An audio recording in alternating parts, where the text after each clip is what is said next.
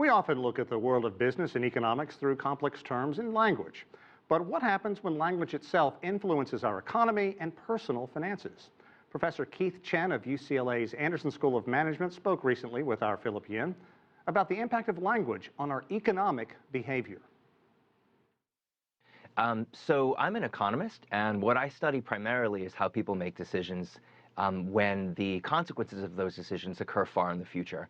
So, fundamentally, if we think about what lets people save, which is kind of current pain in exchange for future pleasure, or on the flip side, what helps people kind of refrain from smoking, which is kind of current pleasure in exchange for future pain. And what I was doing in a lot of recent work is to try and connect a growing body of research in cognitive psychology and linguistics on the ways in which the structure of your language can subtly nudge you to think about these kinds of problems in different ways.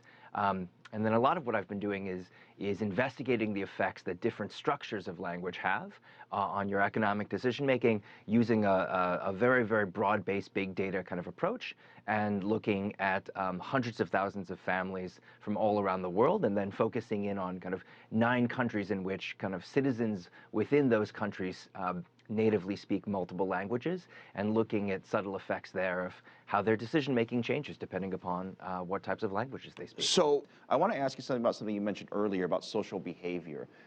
This is perplexing to me because I didn't know it had that big of an impact, but the languages that you speak, or perhaps how well you speak it, determines perhaps whether you smoke or you have safe sex, or all these things that are a little bit softer, not something you usually think about. What's this about?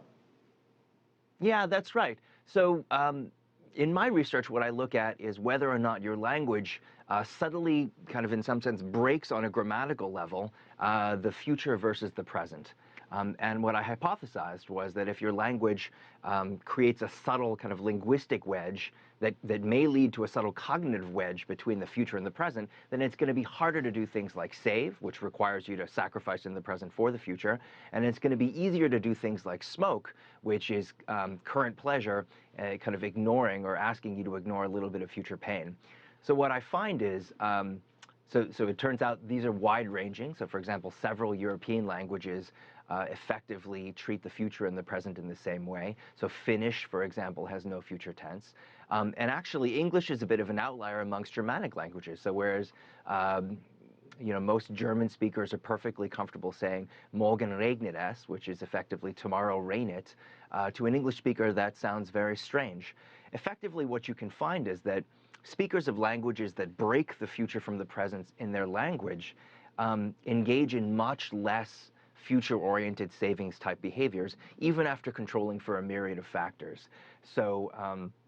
So for example, if your language breaks the future from the present, so think about French or Spanish or English from this perspective, holding all else constant, your education level, your income level, the number of children you have, all kinds of features of your economy, your family is 30% less likely in any particular year to report having saved. This adds up over the long run, even holding constant the entire income stream that a family's experienced over their life cycle. If your language breaks the future from the present, you have 24 to 26% less accumulated for retirement by the time you retire. And then you also see this in health behaviors. So for example, like I said before, smoking you can think of as negative savings because it's current pleasure for future pain. And if your language breaks the future from the present, on average you're about 20 to 24% more likely to smoke intensely in any particular year. It's defined as more than a pack a day. You're 13% more likely to be obese. That's having a BMI of 30 or greater.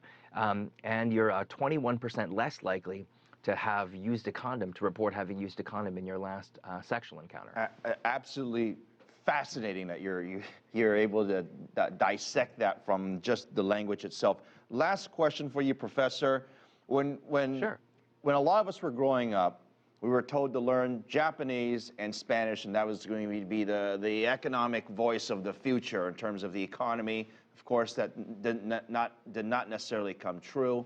If you were raising kids today, and you could choose a couple languages for your kids to learn that would be good for them, the economic future, if you will, which 2 languages would you choose and why? That's a really interesting question.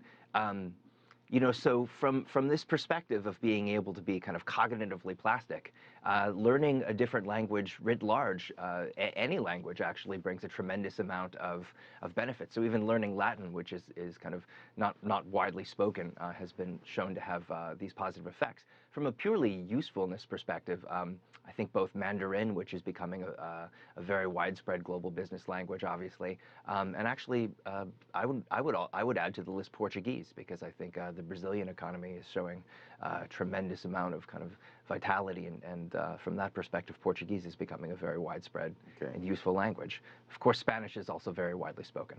I'm going to put English somewhere in the top 10 or 20, but let's leave it at that. I had just naturally assumed that English would be. I had just assumed English would be in the list. Okay. Of course, kind of English is becoming a lingua franca of the business world.